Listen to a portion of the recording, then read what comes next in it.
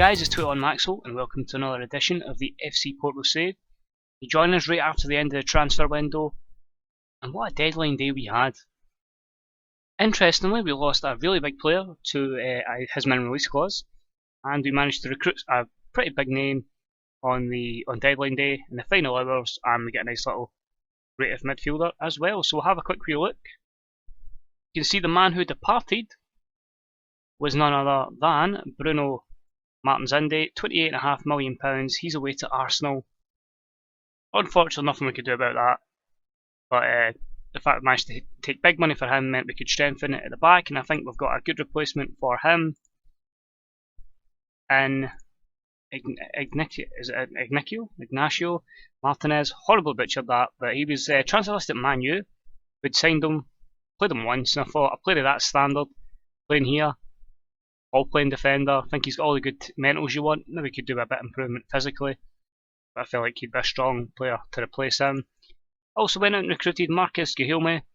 Just felt like a good up-and-coming player, a lot of potential. Hopefully we can work with that and turn him into a decent little player. And another good midfielder. Seemed to be saying a lot of these that was available. Just felt, for the price and for the couple of technical attributes and a few physical attributes he had, as a player we could improve, and that was Bernard Mensah from Atletico. You can see there the dribbling's okay, decent long shots, can pass. I just felt like, if we get a couple of those stats up, a few of those mentals up, and with those good physicals, I think we could have a decent number 10. Done okay at Getafe, did score 10 goals in 36, and I'm just hoping, we can get the best out of him. He's done okay so far in the few games we've had him at the club. So, what have we done since you last saw us? Well, that was the win away to Victoria Guimarães. It's been a little bit hit and miss. We took on Paços Ferreira in the good old League Cup group phase. We beat them 2-1. Just played a complete B team for that one, and it was 2 goals from Andre Silva, who put us 2-0 ahead before Mauri brought one back, and then Apam was sent off for the visitors. We then played them in the cup in the league, with our full strength team, and we couldn't beat them. And we missed a penalty. Glorious, typically. But we went back, we played Victoria Setbull next in the cup. Decided, let's go with the full strength team, let's try and get a victory, let's just try and get the team's confidence up. And we drew with them. Not only did we draw with them, but we threw it away. They did go ahead through Casanio, for Barbosa scored twice in between a Hector Herrera goal. 3-1 up, you think, surely we're going to see this game out, but no. Mosquito and Marcelo Torres in 90+1, making it 3-3. Thankfully though, we did get the finger out against Moriense. Another right back being sent off, and Kulu was filling in there, he was sent off. But thankfully Mensah scored. Sagna did equalise for the home side before Atsu and Caleri put us 3-1 up for their late red card for Felipe Goncalves. So we're top of the league. We do actually, considering some of the bad results, have an 8-point lead, which is not bad, and a game in hand, which is against Rio Ave. So if we can win that, you'd like to think we're going to be way in front. And it's not been a great season by any means, but we've got to take what we've got. We're 8 points clear. We're still in the Taça de Portugal, which we'll play next. Big gap between this and the second leg. Also in between this, we have the League Cup semi-final, and we also have our last 32 tie against Trabzonspor in the Europa League. May as well just go for the quadruple. Why not? So line up for this one against Sporting, which could be pretty difficult. We've already got the team picked. It's going to be Casillas Pereira, Dede, Martinez, Kurzawa, Ruben Neves, the 2 Herreras, Mensah, Abukar and Barbosa. So our substitutes being Helton, Andre, Carillo, Caleri, Reyes, Guilherme and Atsu.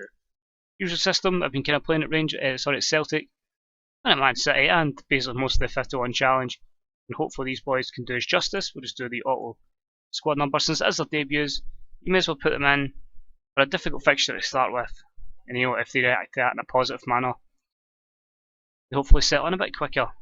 Interesting, I'm just going to check. I have an Emerson, or I had an Emerson at FC Ball. I don't think that's the same one I had. Interesting, they're playing Vignoni a little bit further forward. Gelson Martins, will be interesting to see what he does. They get the likes of Dorlan Pabon playing as well. So we've got some interesting names in there. Hopefully we can get a good result.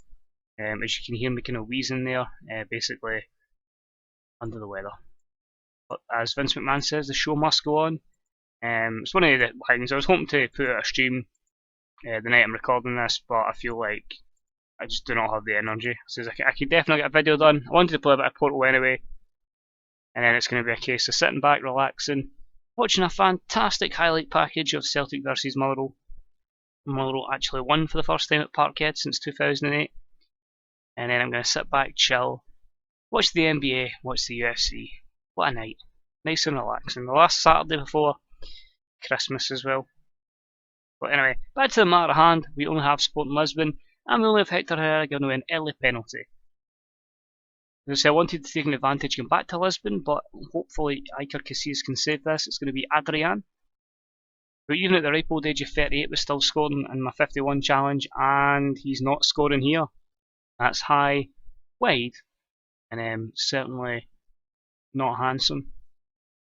What I've noticed as well is recently I've been starting to get a lot more possession in games. It's still not quite at the level I would want, but as we pick that one out from Gabriel Barbosa, by the way, I still feel like as long as I'm getting results, I don't care too much about the possession stat, as long as the result is coming up my win. But what do you think of that? A nice wee flick on Fabricar. Just strike it, son. He rolls it a bit with his shin there before his second touch is a rasper into the back of the net. That's why I was bought. I know he could do the impossible, and he certainly does stuff like that. You know what I mean? If he can keep doing that, he's going to have a great career here. Menza Martinez, and he's unlucky there. Could have been a nice little assist there on his Porto debut, but I don't think you can argue with that. I think we're doing well considering, if you look at it, only really 1, 2, 3, 4 in this team, 5 of this team are actually at the club at the start of the game. So I think we've done well, we've recruited well. I'd like to think we're in a better position than Porto are in real life, but I'm sure a few Porto fans who've been following the series would definitely disagree. But no, so far so good. I feel as much as I wanted to try and go to the 4-3-3 that Porto play in real life, sometimes you have to differentiate away from that. And the style of football we've been playing just seems to do the job here. You know, we're very compact at the back. The DM allows that bit more attacking expression from the fullbacks, which you maybe normally wouldn't get. I know my other kind of systems I've kind of just kept the left back and the right back properly back, and just made the wingers do all the work. But just here I just felt like whenever the proper good wingers, we have 2 good wing backs, and Abukar needed about 4 bites at the cherry there, but he fairly shoots and rifles it into the back of the net. I don't think you can argue with that. Good actual save there from Rui Patricio, but in the end you can't stop a man that's done so much for him, like big Abukar. If we get one more goal, Celtic puts us in a good position getting this second leg. The problem with this system is there's no really anywhere we can fit in Carrillo. That's just one of those things. I'm going to give a run out to Guilherme as well. I'll try and see. We'll see what he can do, you know, because I think he'll be someone will maybe take 2-3 years of development, but once he's up and running, I think he'll be hopefully a key player for us, and hopefully someone that can definitely take the club forward, because people are going to leave. That's going to happen. That's inevitable. And he nearly scores there on his debut. That's part of the thing. Your Porto, you know, you're going to lose a lot of players. Players are going to move on for big money, and it's how you adapt and react from those kind of situations. But can't argue. The most pleasing aspect is we restricted them to no shots and targets. That's always a positive. Kept them pent back, and it generally looks like a dominating performance for us. So great performance in the cup there. And we'll just say, guys, very pleased. Keep morale as high as possible. If we can keep that up in the second leg. Bit of luck, obviously, with Adrian missing the penalty. Overall, a very pleasing result. And of course, the other semi-final is Benfica against Santa Clara. So if we do get through, you would expect us to be playing Benfica. So there's still a good chance, as I say, of the quadruple. 2 semi-finals. We're heading 1 semi-final second leg. Braga in the other. Strasbourg spot, I'd like to think we could beat if we get through that. I can't wait till we've got the next round. Let's find out who we do play if we get through. It would be Southampton and Marseille. So it's hard to say. It depends how their game goes. Both teams are kind of unpredictable in FM. It depends what one of them you get.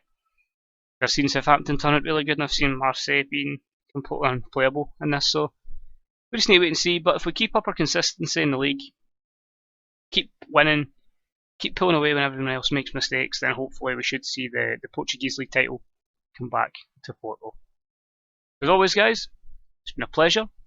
Thank you for watching. If you enjoyed it, please don't hesitate to hit that like button for no apparent reason, because I still don't know what likes do. But most importantly, if there is any feedback on the series, that would be deeply appreciated. What do you make of my signings? Have you used any of the guys that I've signed?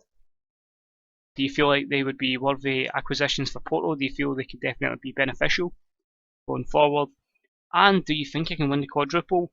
Or do you think I'm maybe being a bit too over ambitious and I should maybe just be looking at get a league title?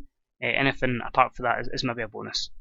But as always, guys, thank you for watching. I appreciate the support. I'm just happy I can keep telling these FM stories to all you guys. So thanks for watching, guys, and as always, keep it tight. Bye bye, guys. Enjoy the holidays.